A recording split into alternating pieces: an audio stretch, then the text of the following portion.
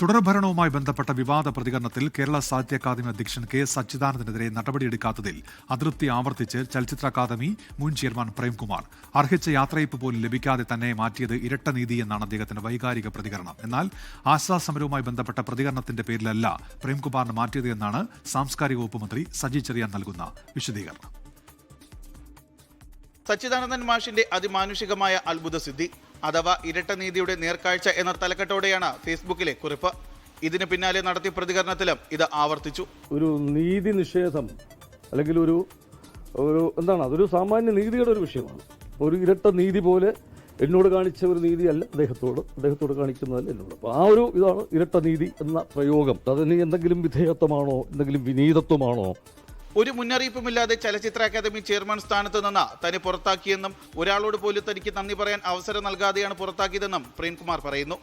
അർഹിച്ച യാത്രയപ്പ് പോലും തനിക്ക് ലഭിച്ചില്ല എന്നും പ്രേംകുമാർ. അവിടെ നിന്ന് പിരിഞ്ഞു പോകുമ്പോൾ അല്ലെങ്കിൽ അവിടെ നിന്ന് പോകുമ്പോൾ ഈ കൂടെ പ്രവർത്തിച്ച കുറേ സഹപ്രവർത്തകരുണ്ട്. വളരെ ആത്മാർത്ഥതയോടുകൂടി എന്നോടൊപ്പം നിന്ന് അവരോടൊരു നന്ദി പറയാനുള്ള അവസരം പോലും ലഭിച്ചില്ല എന്നുള്ളതാണ് എന്റെ വിഷമം. ഇത്ര തിടുക്കപ്പെട്ട് തന്നെ പുറത്താക്കാനുള്ള അടിയന്തര സാഹചര്യം എന്തായിരുന്നു എന്നുള്ളത് എത്ര ആലോചിച്ചിട്ടും മനസ്സിലായില്ലെന്നും പ്രേംകുമാർ പറയുന്നു. ആശാസമരം പരിഹരിക്കണമെന്ന് താൻ ആവശ്യപ്പെട്ടതാണ് പുറത്താക്കലിന് പിന്നിലുള്ള കാരണമെന്ന് പിന്നീട് മാധ്യമങ്ങൾ വഴി അറിയാൻ സാധിച്ചു. ചെയർമാൻ സ്ഥാനത്ത് നിന്ന് തന്നെ ഒഴിവാക്കിയതായി ഔദ്യോഗികമായ അറിയിപ്പ് ഈ നിമിഷം വരെ ലഭിച്ചിട്ടില്ല എന്നും പ്രേംകുമാർ വ്യക്തമാക്കി.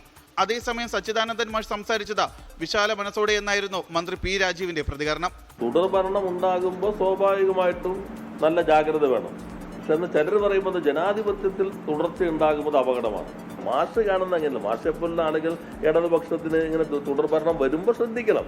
അത് നമ്മൾ ശ്രദ്ധിച്ചുകൊണ്ടിരിക്കുകയാണല്ലോ. താൻ പ്രകടിപ്പിച്ചത് അതൃപ്തിയല്ലെന്നും മനുഷ്യനായതിനാൽ അഭിപ്രായം പറയുന്നു എന്ന് പറഞ്ഞുകൊണ്ടാണ് പ്രേംകുമാർ വാക്കുകൾ അവസാനിപ്പിച്ചത്. 24 തിരുവനന്തപുരം. ലോകത്തെവിടെയായാലും ഏത് സമയത്തും 24 വാർത്തകളും ഓഗ്മെന്റഡ് റിയാലിറ്റി പാക്കേജുകളും എക്സ്പ്ലെയിനറുകളും വിശദമായി കാണാൻ ഞങ്ങളുടെ യൂട്യൂബ് ചാനൽ നിങ്ങൾക്ക് സബ്സ്ക്രൈബ് ചെയ്യാം.